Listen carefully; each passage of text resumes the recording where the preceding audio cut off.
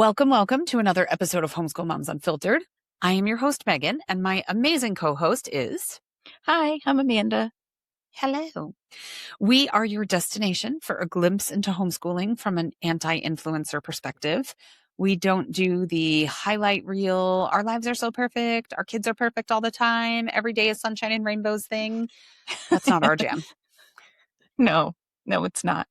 But please don't misunderstand. We love homeschooling. This isn't a bitch fest where we sit around complaining about homeschooling and our kids and just life in general. We really do love homeschooling and continue to choose this lifestyle. We love doing life with our respective kiddos, but we will give you the full scoop on what homeschooling really truly looks like day in and day out.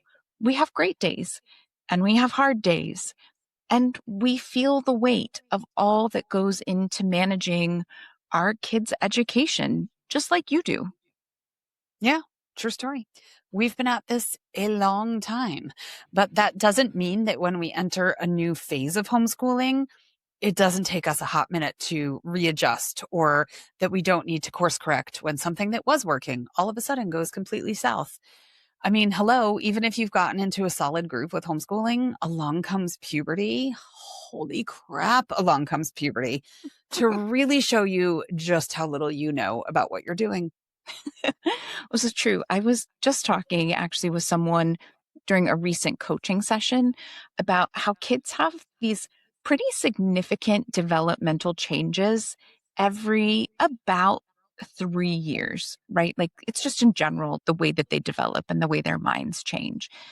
And so it makes sense that we have to tweak what works homeschooling wise about every 3 years as well. But it gets even harder when you have multiple kids because it can quickly feel like you're starting to constantly tweak something for someone. And it's just like, when is it going to end? And like, unfortunately, probably never, maybe once they're all in high school, but I mean, even then, that's a short window if you've got multiple kids. I mean, I only have an only, so I'm just in the position where as soon as I feel like it's like super smooth sailing and we can almost go on autopilot, and then it all just falls apart. And you're like, what happened? Brace for impact. Yeah. Not even impact, just like sinking. All of a sudden, you're like, your lifeboat is just like disintegrated. And you're like, oh man. So anyway, aside from guaranteed realness, the other thing that you can expect around here is a fully secular and progressive space. We have both been homeschooling for years, so we are well aware of just how hard it is to find secular progressive communities in the homeschooling space. We both ended up in conversations about flat earth or kids using litter boxes where you're like, what? Or how college is just another word for liberal brainwashing. And look, once you finally decide that they are for sure for real, you look like the cartoon character, right? Like trying to get out of there as fast as you can. But you don't know when those conversations start that it's going to devolve into this ridiculousness. Yeah. You're like, they're being sarcastic, right? Oh, wait, no. I think they're actually being serious. Been there, done that, made that mistake before, right? So, yeah, this is not a space where any of that flies. So if you've listened to any of our episodes before, you'll know that I am an intentional yet very hippie unschooler. And Amanda classifies herself as an academic aggressive homeschooler. And while we might sit pretty far apart from one another on the spectrum of homeschool approaches, we can agree to disagree about tons of homeschool stuff. Totally cool. We're good at that. I can respect what she's doing and I can cheer on her kid. And I know the same is true in reverse. But we do not agree to disagree when it comes to human rights.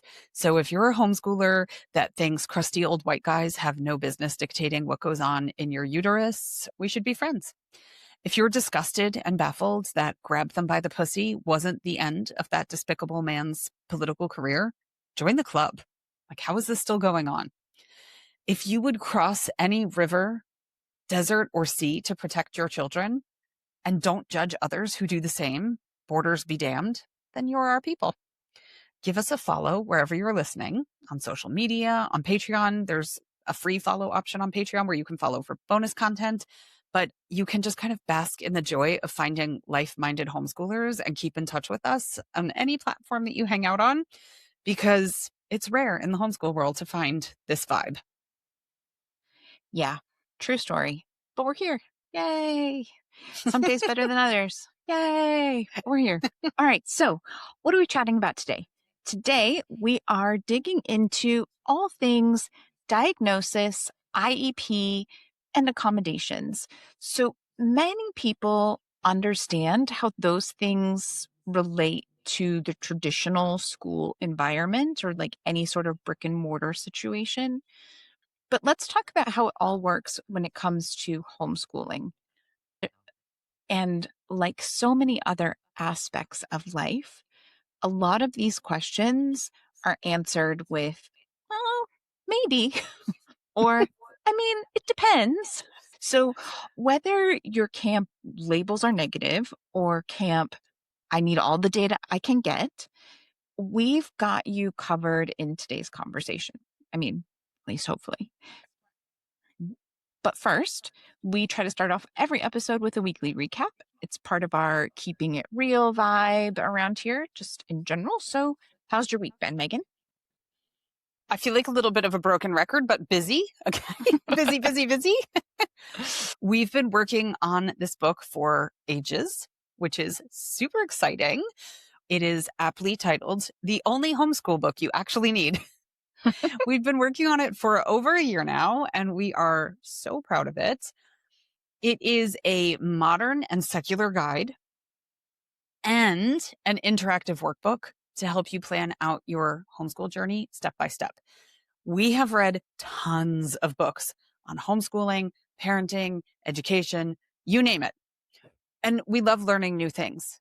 I mean, fun fact, we met in a book club that read those kinds of books in 2020. So we've read a lot of books over 6 years together. And then obviously independently outside of book club, and prior to that, independently. And while we love learning new things, can never get enough books, far too many of these books info dump on you and then drop you like a hot potato. So you're like, okay, I know a ton about homeschooling now, and yet I still have no idea what my first step is if I want to do this thing. So you sit there paralyzed, maybe panicked, maybe both. So we built a book that gives you all the info that you need, but then segues into a workbook where we'll help you plan out your very first step, then your second step, and your third step. It is a one foot in front of the other. And we will do that throughout the entire book until you find yourself at high school graduation.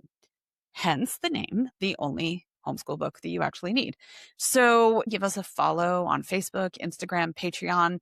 Yes, there's that free tier over on Patreon because we have some awesome launch activities planned. We've got Q&As and giveaways and all that good kind of stuff. So that's been busy. It's been bananas busy, but also super exciting to be putting a bow on something that we've worked so hard on for so long. So pretty pumped about that. And we hope you love it. We're pretty confident you're going to love it. So yeah. Beyond that, quirky homeschool scenario today. I was downstairs and I get a text from one of my kids that says something like, do this Wordle and report back to me about how long it took you to do, and I will answer no other questions. And I was like, okay. And I'm not typically a Wordle person. My brain does not like puzzles, and I'm not good with spatial awareness, like tons of stuff like that. It's just not my thing. But I'm like, okay, I'll do it. You texted me telling me to do this thing. I'm guessing it's important. I'm like, okay. Then my daughter comes in a few minutes later and she's like, why did I get a text from Liam telling me to do this Wordle and blah, blah, blah. I'm like, I don't know. I'm doing a Wordle too. I'm not quite sure what's happening here. Then she says, and he sent me some Spotify link or something.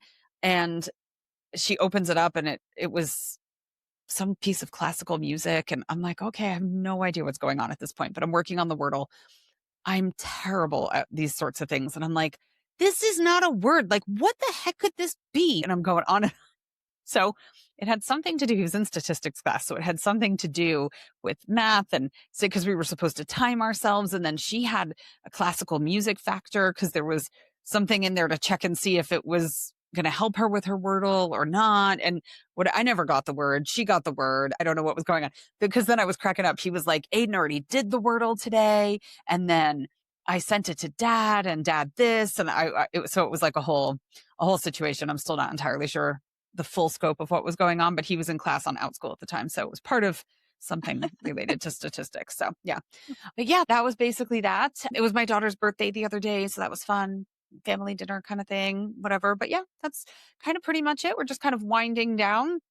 I am leaving for Barcelona by the time this airs, the day after it airs, because my youngest kiddo is taking his AP Stats exam this week, and it wasn't being offered where we live in Portugal. So we have to go to a different international school. And so, yeah, we're doing that. And so that'll be a first for both of us.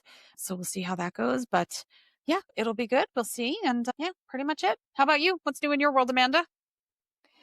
Well, I will say that hopefully by the time this airs, I am on vacation with my family, almost completely unplugged. We do have one live event that we have to do this week, but ideally, I will be enjoying a cocktail during happy hour with a perfect sunset view.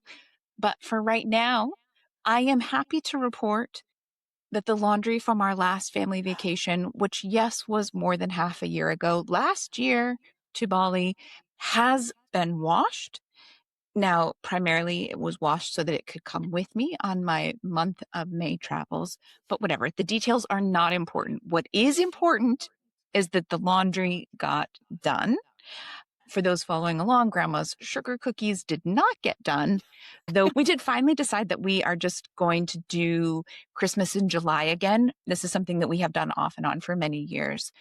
So, yes, we're going to do Christmas in July. We'll watch all of the cheesy movies we want, and we will also finally get around to making the sugar cookies. So, That sounds like a plan. yeah, fingers crossed. As far as homeschooling goes, the math roller coaster continues. I'd love to get off of it. I'm not sure I will. I'm truly not sure where we're going to be, what we're going to be doing next year. We have something like 5, maybe 6 weeks left of kind of our traditional school year because we're in one of those homeschool charter programs in California. Our family specifically, we do like a modified year-round type homeschool thing. So we do some work over the summer break, but my kiddo has finished pretty much all of the Michael Clay Thompson and most of the Hearth and Story ELA stuff that we had, as well as all of his science mom classes that he had for this year. So I've got to figure out exactly what we're going to do. Are we just going to supplement with some fun stuff through the rest of the year and over summer? Are we going to go ahead and just start the next level of curriculum now and take it easy over summer and just pick up wherever a little bit more structured and in the new school year in August or September, whenever we start again? I'm just not sure. And I'm sure a lot of other people listening are in the same kind of boat. We see a lot of comments of like, oh, well, we've already finished. What should we do? And either one is fine. It's fine to do supplemental stuff. We've got a unit on health and nutrition, and we've got a whole big unit on investing and finances and money management. Maybe we'll just do those things, or maybe we'll do those and like just a little bit of the other stuff, whatever works. I think honestly, a lot of it will depend on how tired I am, like how exhausted I am after we get back from vacation. And if I'm like, Yeah. oh, I want to create this whole new lesson plan of this thing, or let's just plug and play with what we have been doing for years and we know how to do it. So yeah, we'll see. That's what we've got I going on. I hear Homeschool Moms Unfiltered puts out really good unit studies. You could always print off a couple of those and work on those. Just saying.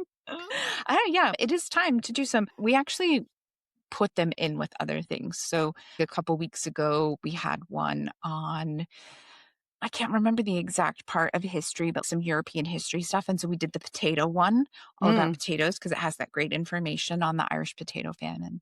And then we revisited it just this past week, actually, because his geography was on Ireland this week. And so looking at some of that stuff. But yeah, yeah. lots to do, good stuff. So, Well, and you all all right. are getting ready to go to South America, which is where the potato originated, and people don't realize that. So the potato is everywhere in world history. It's It like the is. cornerstone of history that people don't realize. So yeah. Yeah. I had no idea how important the potato was. It's pretty interesting. I did not know Yeah. you could freeze dry potatoes, or that they used to back in the Mhm. day, like a long, long time ago. I Makes sense. You can freeze dry anything these days, but I was not aware that they were freeze drying potatoes. Anyway, today's topic, let's do this.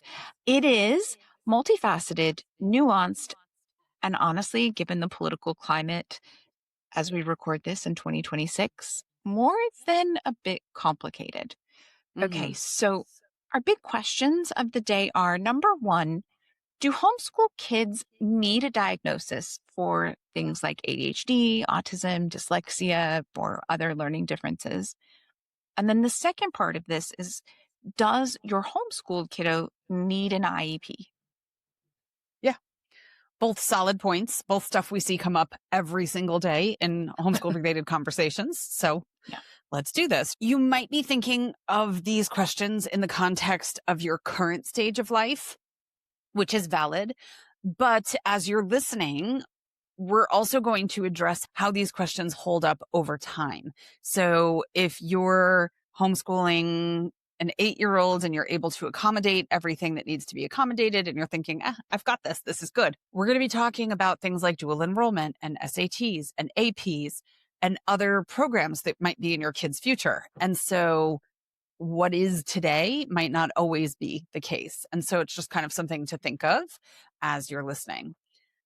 Plus, I would love, in addition to the questions that you threw out, I want to throw in a little planned side quest. You're getting advance notice of my not so spontaneous side quest today, because I would love to talk about homeschooled kids and ADHD meds, because it's another topic that comes up so often, more often than I ever anticipated that it would in homeschooling Facebook groups. And it's a big, important one. So we'll talk about that a little bit later on too.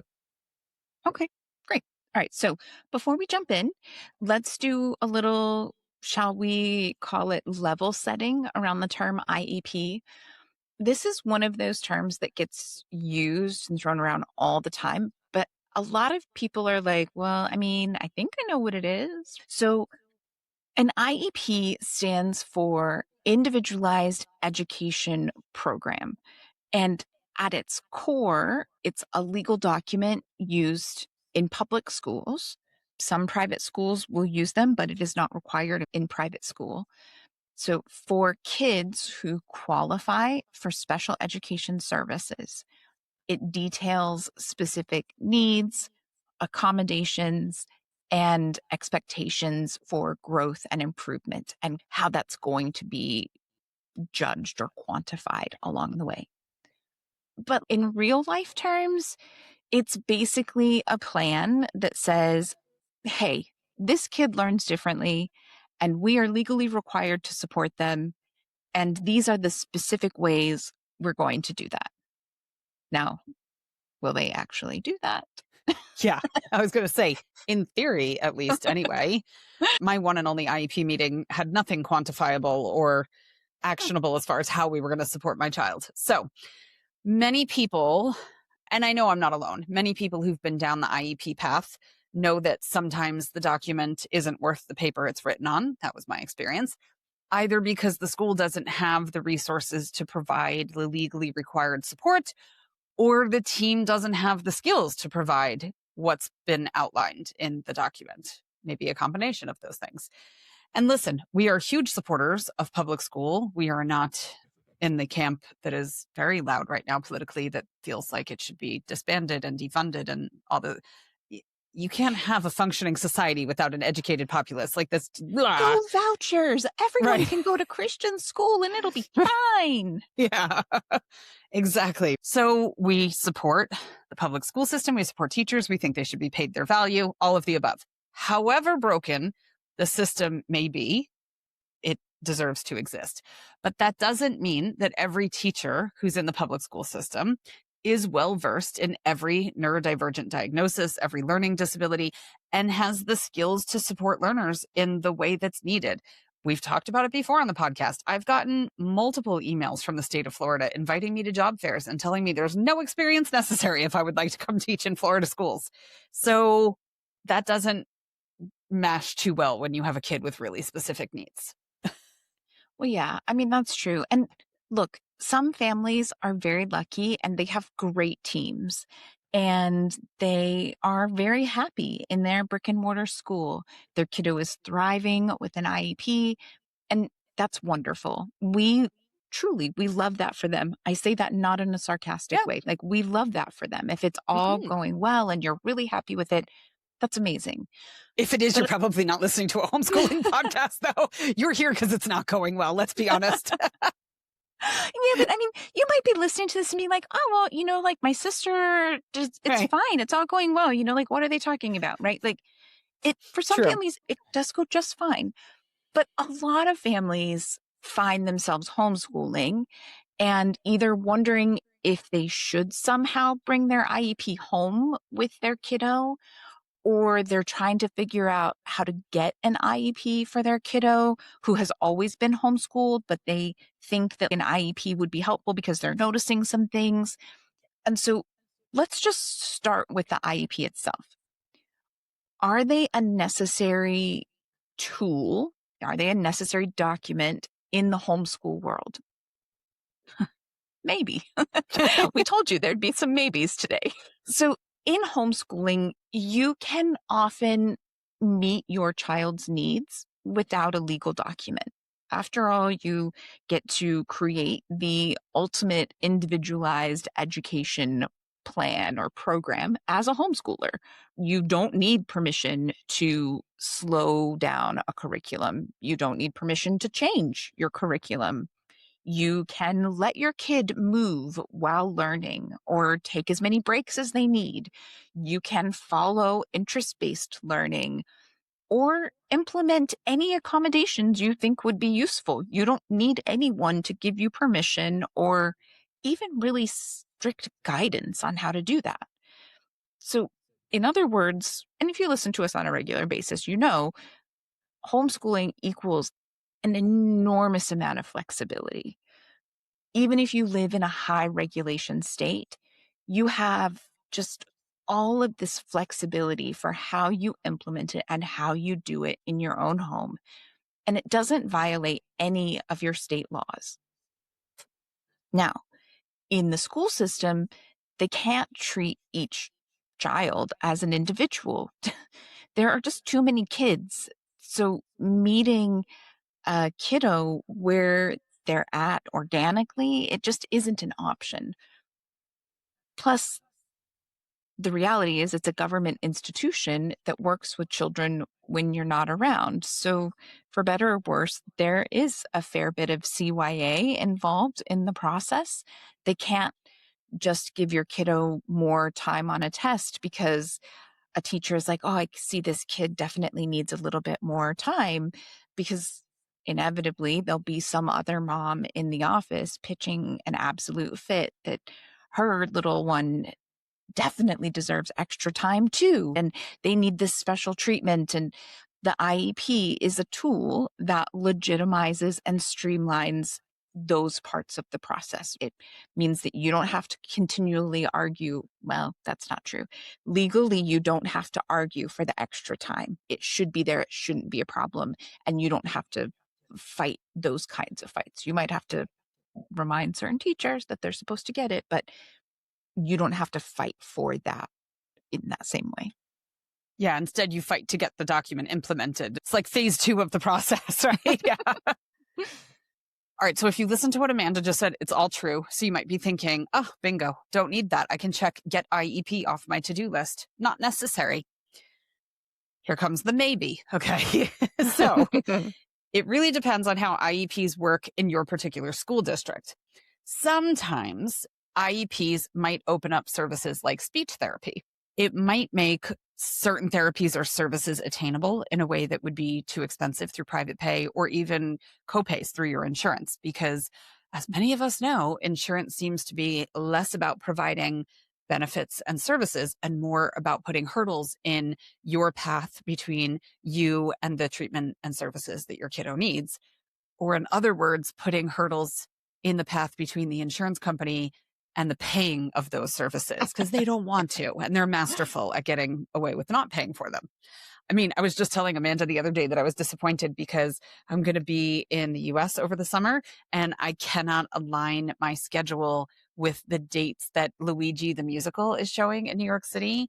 And after Blue Cross Blue Shield made me cry more times than I can count over getting my kids ADHD meds, it feels like it would be a therapeutic experience for me. The tagline for the musical is A Tale of Love, Murder, and Hash Browns. And I want to go so badly, but alas, my schedule does not allow it. And I digress. But yeah. Yeah.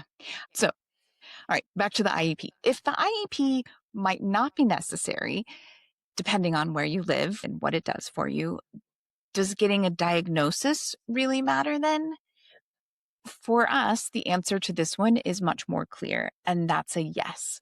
Diagnoses matter. So, we're going to give you a whole bunch of reasons for why we feel that way. And we hope you'll listen. If you're like, they said that they were here for both the people in the labels are not a good thing camp and the others. And now they're like, you have to get a diagnosis. Hear us out, please. Okay. So, first, you have this kind of idea of validation versus labeling. A diagnosis can feel like someone finally saying, you're not imagining this. There's a real reason things have been hard. At the same time, some families worry that once there's a label, people stop seeing the full child, right? This amazing kid that you've created. And now they're just going to see the label or the diagnosis first. And the thing is that there might be some of that, but you're homeschooling. So for the most part, you can create a community of people who are not going to behave that way. There's not a big need for you to keep people in your life that are going to stop seeing the amazing kiddo that you have and only see a diagnosis first. I'm just going to put that out there. If you've got people in your life that are those kind of jerks, it's time to start thinking about how you slowly move them out of your inner circle. I will also say that getting a diagnosis can shift expectations. This is one of those things, sometimes in really helpful ways. I know when we got specifics for my kiddo, we had some really clear, like, stop doing this. Don't do this. At this age, these kinds of things happen all the time. Your kiddo is never going to be strong at that. So just stop pushing it, stop expecting it. And it was really helpful to have someone just really sit me down and be like, why are you asking your kid to do things that they can't do? And I'm like, oh, that's actually a really assholey thing to do. Like, you're right. Okay. Sometimes when it shifts expectations, it's in limiting ways that are less helpful. And unfortunately, that's just a reality of this. Life, everything in life comes with pros and cons. And this is one of those cons that you would have to be aware of. And again, tweak. You have a lot of control over the environment. It might be time to make a few changes. Yeah. I've had that conversation with other parents when it comes to things like ADHD, because for some reason ADHD is always treated as like not the same as other medical conditions.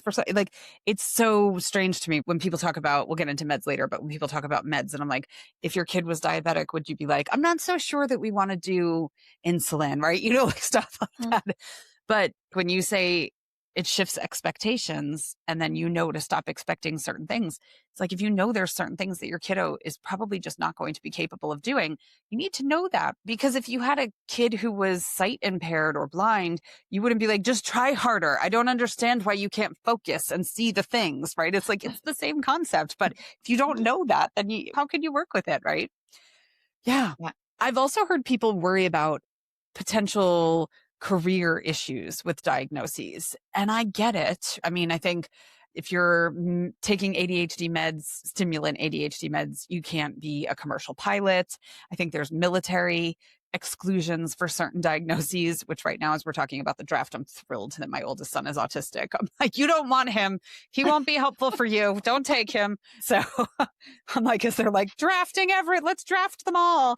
You know, I'm like, no, thank you. He has a bunch of diagnoses. I'll keep him. Thank you. I get it. I've never understood the pilot one, because I would rather have my pilots taking adequate medication than raw dogging ADHD while I'm on the plane. I don't get that one, but I get it. It's a valid thing, but it's like the universe saying that's not your child's career path. Then you have to work with the kid you have. So that's one.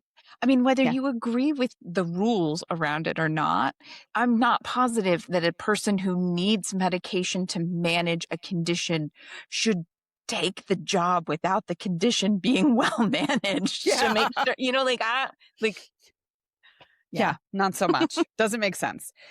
Yeah.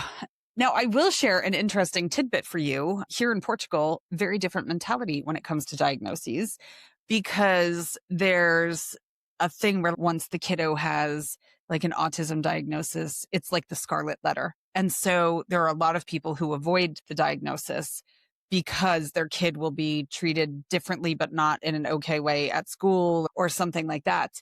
So I find that kind of interesting. We, I think, have evolved in the US to this perspective of like, it's important for kids to know who they are, people in general, not just kids, to understand who they are, how they tick, the way they work, the way they function, the way they perceive the world, perhaps differently than other people perceive the world, to bridge those gaps. That's not happening here in Portugal. That's not happening at all. So it is very interesting, depending on where you're listening in the world, how that might be different. But yeah. Another thing that's brilliant about labeling, in my experience, has been this shorthand for support. I feel like autism, especially, I think a lot of people don't know a lot about autism, but they're at least familiar with it. And they think they have a vague understanding of what they're supposed to do when they hear about autism. Some of it's misguided, but a lot of times very well intentioned. And so like when we go to a restaurant and the amount of tomato sauce that is on the pizza needs to be specific to the absolute measure. If I'm like, he's autistic, I'm going to need you to run that tomato sauce quantity by him. You know, people are like, I don't really understand autism fully, but I know that there's something happening here and I know that this is important. And I'm like, okay, great. You know, or like we had Leah on last year during Autism Acceptance Month, and she was talking about profound autism. And she's like, yeah, the label sucks. And it's really like a gut punch every time you have to say it. But she goes, in a medical scenario where I need to make clear to someone how to interact with my child or what the baseline is here, I need to be able to say profound autism, and I need for them to know what that means. And so it does create that shorthand in situations like that sometimes. So yeah. So getting the diagnosis, sometimes it's relief. Like you said, Amanda, like, oh, that's why this has been so hard. That's why I've always been the most tired parent at playgroup. I get it now. That's why other people's kids sleep through the night. That's why other people's kids eat a wide range of foods. So sometimes it's relief. And there could also be a fair amount of grief mixed in there, a combination of the two, one or the other, depends on your situation. Sometimes it feels good to have those answers and some forward direction. Like, okay, now I know what we're working with. I'm an action-oriented person. I go forward with this information. But grief can show up too, in the sense that you're mourning the ease that you thought learning or life might be for your child, or a future vision that you had for your child that may or may not be possible, depending on the circumstance. So both can exist at the same time. Both are completely valid. And if you're having emotional whiplash between the two, also very valid. Well, yeah. And I mean, you brought up relief and you spoke specifically in the context of the parent, but it can also be true for the kiddo. Oh, heck yeah. I mean, there's so many questions around identity for both the parent and the child, but there can absolutely be relief for kids who are like, oh, maybe I'm not stupid. Maybe I'm not dumb. Maybe I'm not these things because actually I have this thing. You know, it's so like just a sense of relief of like, well, I was starting to think maybe I was the dumb one, you know, and look, identity questions are going to come up in all of the ways over all kinds of things as you get closer to puberty and the teen years and all of that. But kids are going to start asking questions like, is this just how my brain works? Or is this hard because I have this thing? And for both Megan and I, we would really advocate that you would much rather your kid be saying, does my brain have a hard time doing this thing because I have this learning disability? Rather than, does my brain have a hard time doing this thing because I'm dumb? Mhm. It's a natural step in figuring out who you are. And for them to be able to look at this and start thinking about like, well, this is how my brain works versus does this define me? And you're going to have to help them through that and help them understand, no, it doesn't define you, but it's a part of you. It's part of what makes up who you are. Just like in both of our families, our kiddos are multiracial, and that doesn't define them. It doesn't dictate every choice or path open to them, but it is a part of who they are. It's a part of their story. And to be honest about that, we hear all the time parents who don't want to tell their kiddos the diagnosis or the label that they have. And then the flip side of that is you don't have to look very hard on social media or even just news stories to find adults who are like, I had no idea. And I went to seek out this diagnosis as an adult. And then my parents were like, oh, yeah, we knew, but we didn't want to hurt your feelings. So we never told you. And they're like, oh my God, my life could have been totally different. And a lot of parents will go through these same kinds of struggles, their own reflection, whether it's, did I miss this earlier? Was there something else I should have done or I could have done? But also, this struggle, it's going to be there. How much do I share? How upfront am I with my kiddo about things? But I really do think, and we try not to speak for each other, but I'm sure Megan would agree that the more honest you are with your kiddos, again, age appropriately, like we're not asking you to throw them under a bus with so much information, but the more honest you are from the very beginning, the more you can build scaffolding into their life to help them succeed and embrace the differences and even some of the challenges. The more that you know and understand, the more you can start scaffolding from a really young age and help them be whoever they want to be in all of the ways, help them get everywhere they want to go.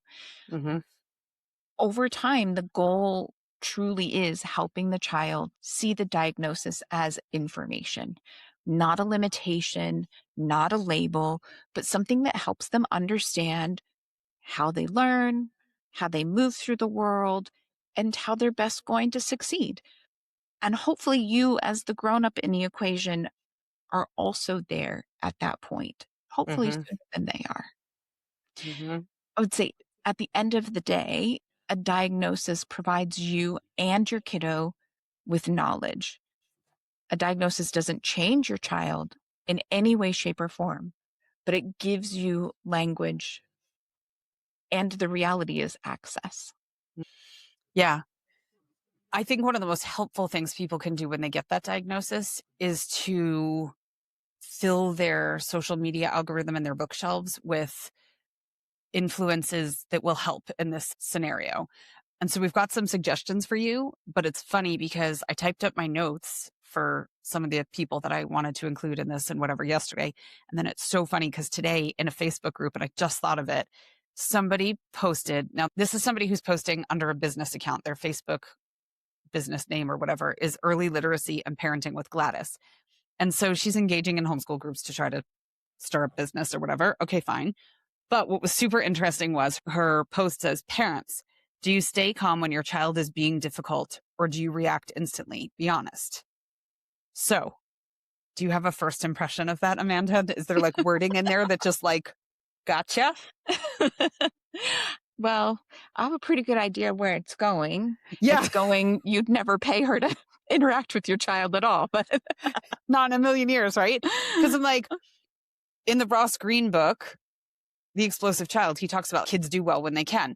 Kids aren't giving you a hard time. Kids are having a hard time. It's this reframing. And I'm like, this is somebody who's not interacting with my child. I get it. Your intention is good, but we are not on the same journey. Okay. Yeah. So yeah, when it comes to who you're surrounding yourself with, check very carefully.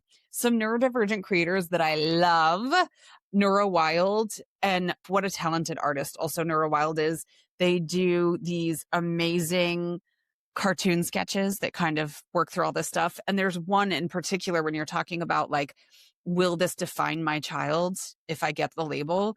And M put out a cartoon at one point that said like, you could label your child ADHD or dyslexic or this and that. And if you don't, your child already knows they're different. They already feel it and they already understand that, but they don't have the language for it. And so instead they will label themselves, and it will be stupid, lazy, weird. It'll be all of those things. So either way, they're going to get a label. It's going to be self-assigned and it's not going to be good, or it's going to be accurate and it's going to make things clearer for your child. So NeuroWild for sure.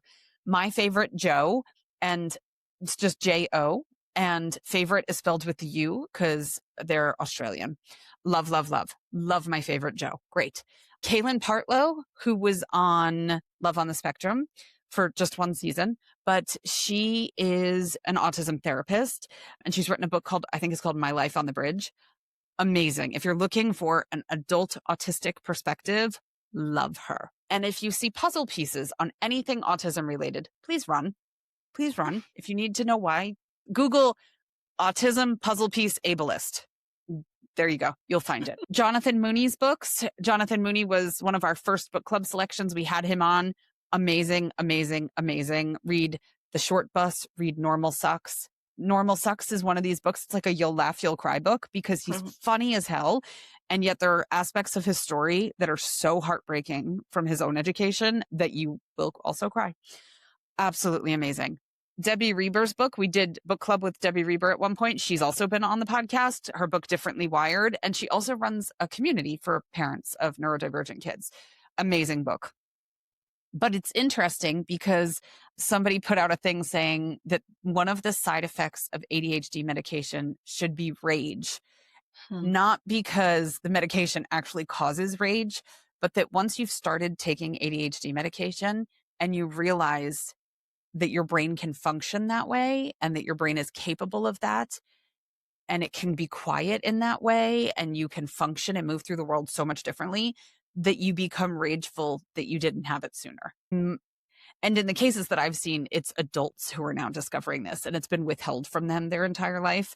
And they're like, I didn't need to raw dog ADHD my entire life. Like, I'm pretty pissed off. I feel cheated, and my education would have been different. My relationships would have been different. All of these things. Not every ADHD person needs or wants medication, but plenty do. And having that option is nice.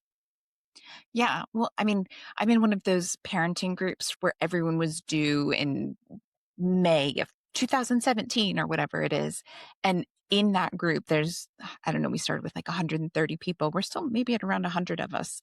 But in that group that we keep in touch, there are several women in there who are in this camp where they're like, why did no one care enough to pay attention to the fact that ADHD looked different in girls? And why am I just now realizing that my life can be totally different? And that rage of like, how unfair is it that no one helped me when I was just really struggling through school and early relationships and all of that. So absolutely true. Yeah, especially in women, because it looks so different that so many women don't figure it out until their kids are diagnosed, which was my situation. And I was like, I just thought I was like a really intense Aries, but no. Really intense Aries. That's funny. I'm a really intense Gemini, but anyone who listens to the podcast is not surprised by that. All right. So another thing to consider when it comes to the diagnosis and IEPs is the future. Because the thing is, right now, you can have your kid work on times tables while they're bouncing on a trampoline, if that's what helps them focus. Or you can scribe for them for all of their writing assignments. No big deal. Megan is going to take her planned side quest. I'm going to take a quick side quest here. Scribing is the process of having your kiddo dictate to you stories, journal prompts, worksheet answers, anything that they would want, any way they want to answer something, any writing that they want to do. Whatever it is, you as the grown-up, write it down for your kiddo. A lot of homeschool parents feel like this is somehow cheating, but it is absolutely a recognized accommodation that can be requested in an IEP. So if you're in a brick and mortar school, you have a kiddo who's struggling with this, you can request this specific accommodation. Now, most schools aren't going to give it because they just don't have the human resources or the physical space to be able to pull a kiddo aside for every written activity and be able to have adults scribing for the kids. But that doesn't mean that you can't or shouldn't utilize it at home. Okay. It is such an important accommodation. We have a unique ability to be able to really lean into it when we're homeschooling. So please consider scribing if that will help the process in any way, shape, or form with your kiddo. Mm-hmm. Okay. Soapbox done, at least for now. I don't know. We'll see. No promises. Yeah. If you listen regularly, maybe, maybe not. All right. Anyway, what happens when your kiddo wants to do something like dual enrollment, or they want to actually go take a class on campus at a community college? Maybe they're doing an AP class, or they're just going to skip straight ahead to the AP test, or maybe they're just sitting for the PSAT or the SAT. Maybe they want to attend a summer academic course that's going to be like all in, and you're not there to provide the accommodations. The reality is you will very likely need documentation for accommodations. At this point, just having documentation of the diagnosis is often not enough. You'll probably need recent evaluations. You're probably going to need proof of ongoing need. And without all of this paperwork, for better or worse, your kiddo is probably not going to get extended time on tests. They're probably not going to get alternate formats if they need to be able to verbally share something, or even if they just need certain types of graph paper or certain types of graphic organizers or things like that. They're not going to have access to that. And they're probably just not going to get other needed supports or accommodations without that paperwork. Mm-hmm. And this is one of those big don't wait until the last minute moments. But also, if you can afford it, don't put it all off until high school just so you only have to pay once. Mm-hmm. Right? Yeah, it's a balancing act. Yeah. So at this point in the episode, you might be revisiting that to-do list one more time and be like, okay, to-do list, get neuropsych eval for little Susie. And I'll channel my inner Alexis Rose, if you're a Schitt's Creek fan, and say, love that journey for you. But we might need to burst your bubble with a little bit of reality here. So let's start with the step that many people start with, the pediatrician.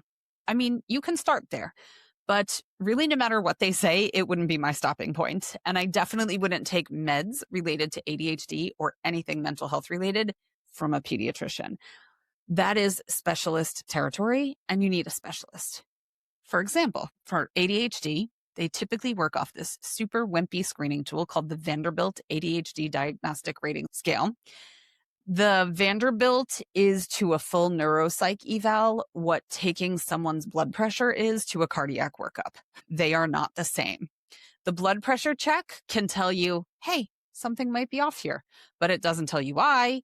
It doesn't tell you how serious it is. It doesn't tell you exactly what's going on. For that, you need a full cardiac workup. You need imaging, tests, specialists, the whole picture. So the same idea. The Vanderbilt can flag patterns or concerns, but a full neuropsych eval is the thing that digs into cognition and processing and executive functioning and learning differences. The Vanderbilt is 2 pages. Okay. Like that's not coming from a 2-page worksheet. The full neuropsych eval is the why behind what you're seeing, which gives you the, what do I do now? How do I proceed? Along the same lines, if you express concerns to your pediatrician and they're like, yeah, I think it's fine.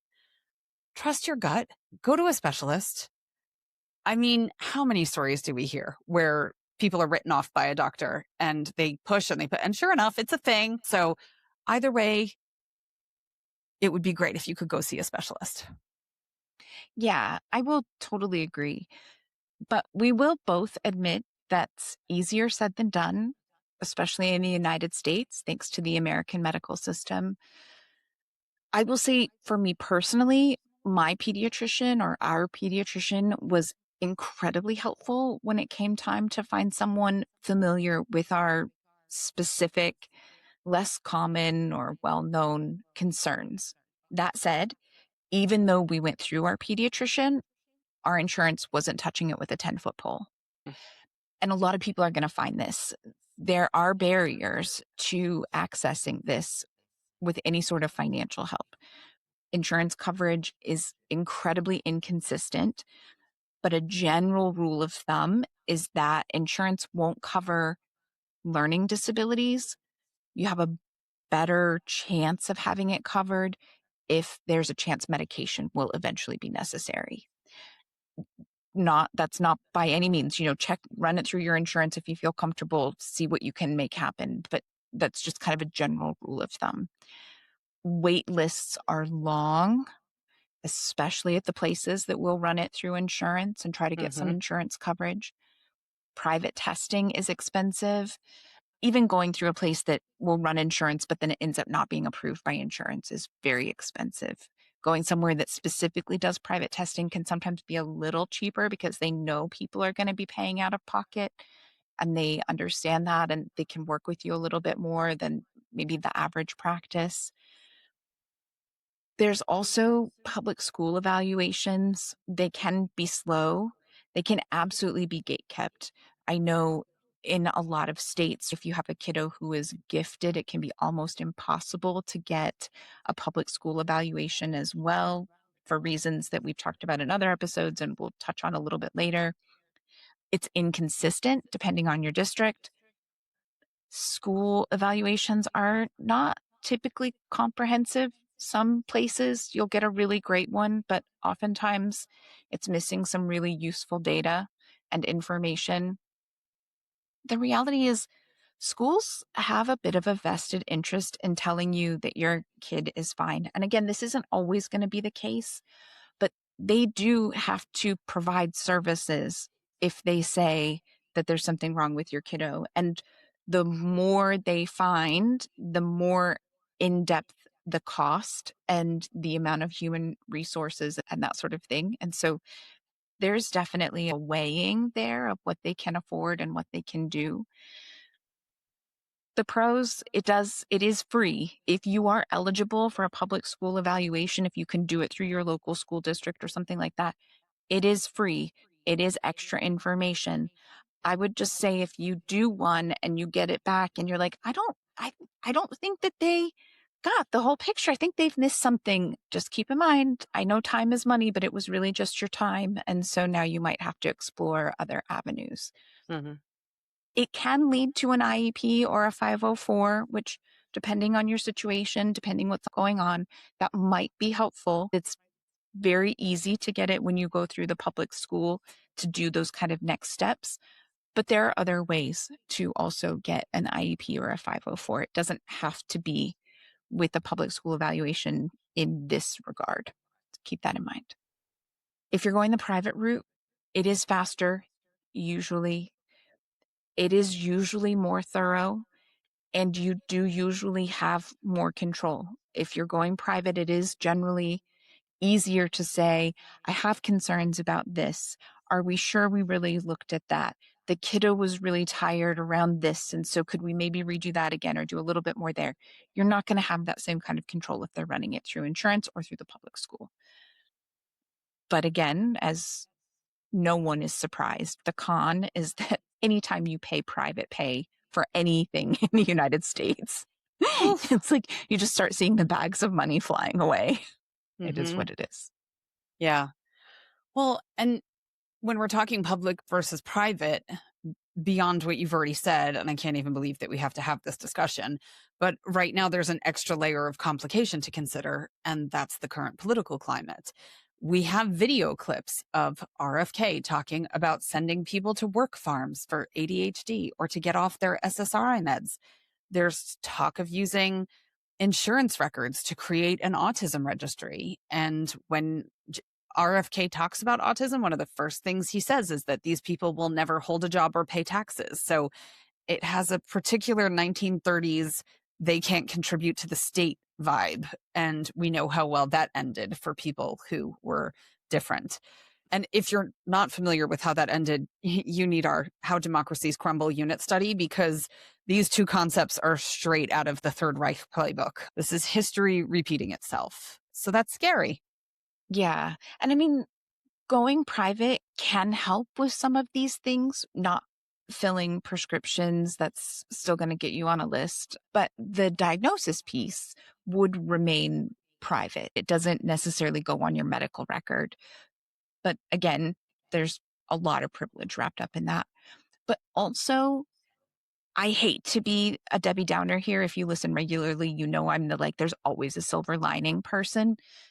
But in the United States, things are really messed up. Whether you're living here, actually, if you're living here, half the people living here don't even understand how messed up it is right now. If you're outside, you're like, yes, doesn't everyone understand? No, unfortunately, not everyone does.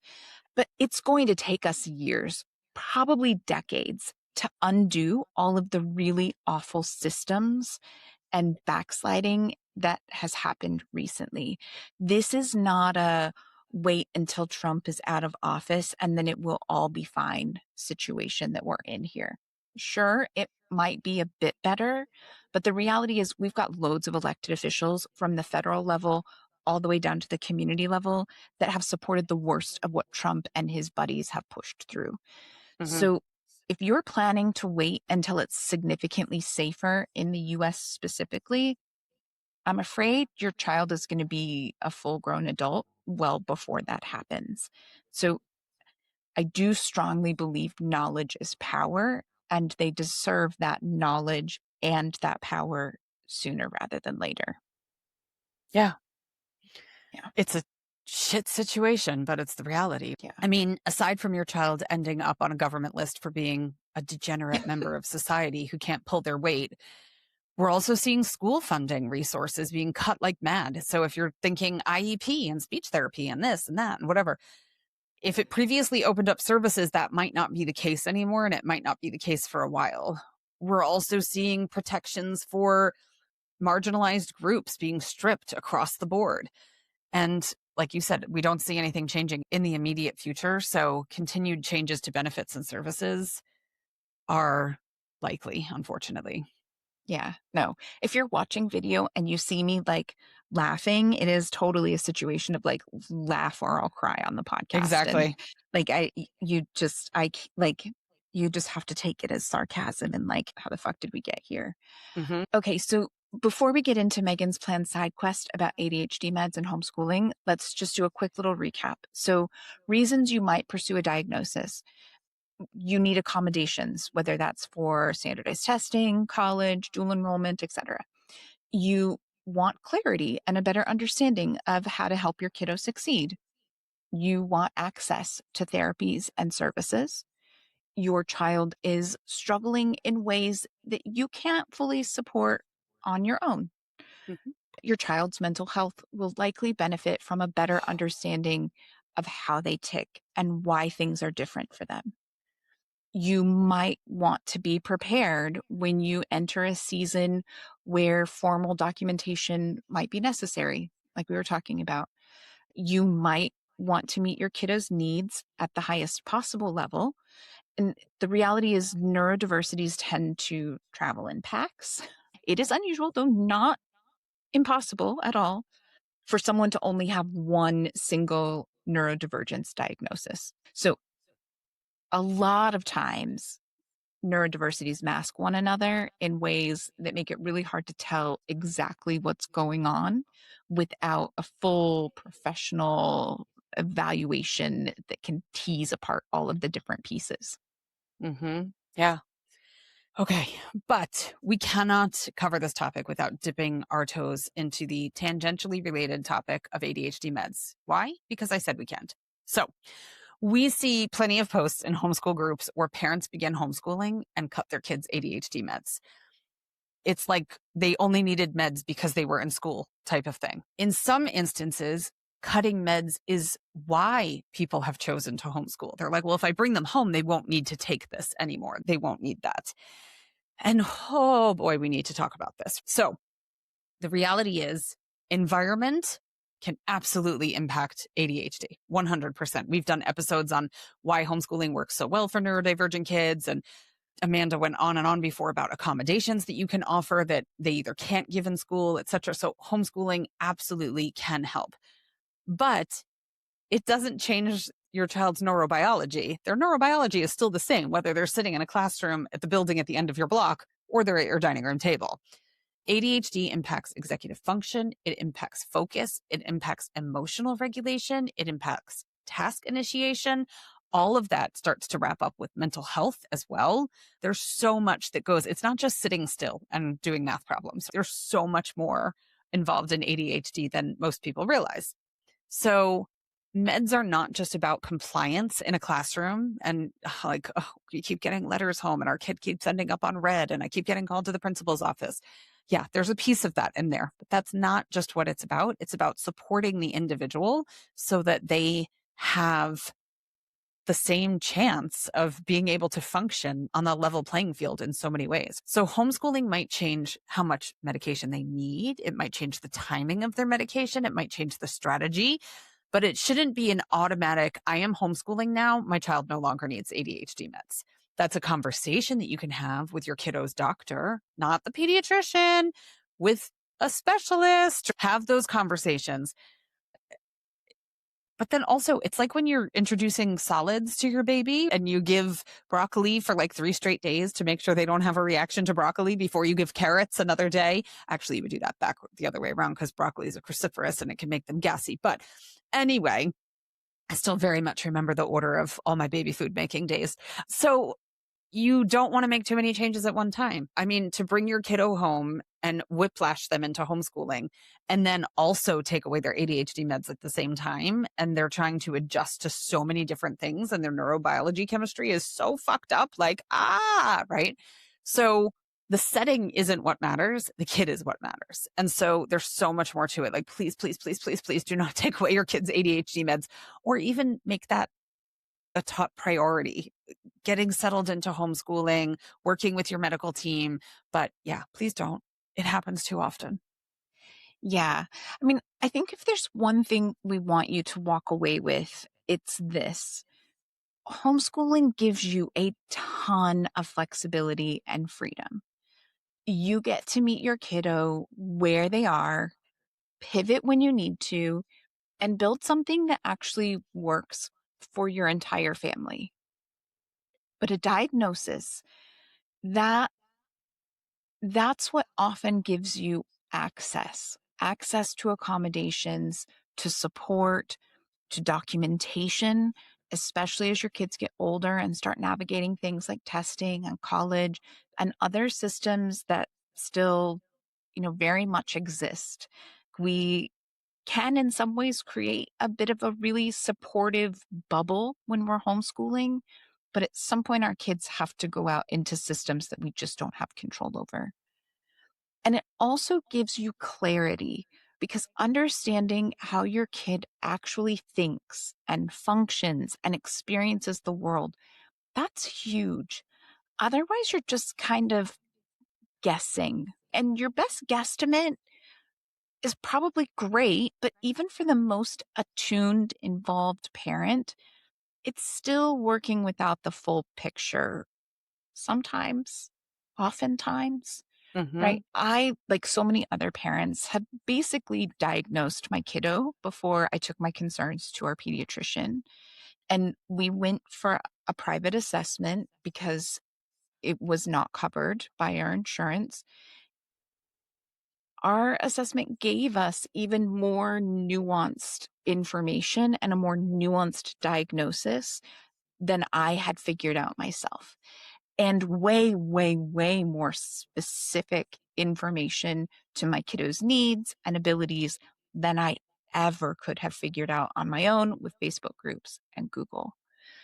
Plus, there's just so much overlap Mm-hmm. when it comes to neurodivergence. ADHD can look like anxiety. Anxiety can look like avoidance. Giftedness can mask almost every learning disability. Learning disabilities can mask giftedness. Mm-hmm.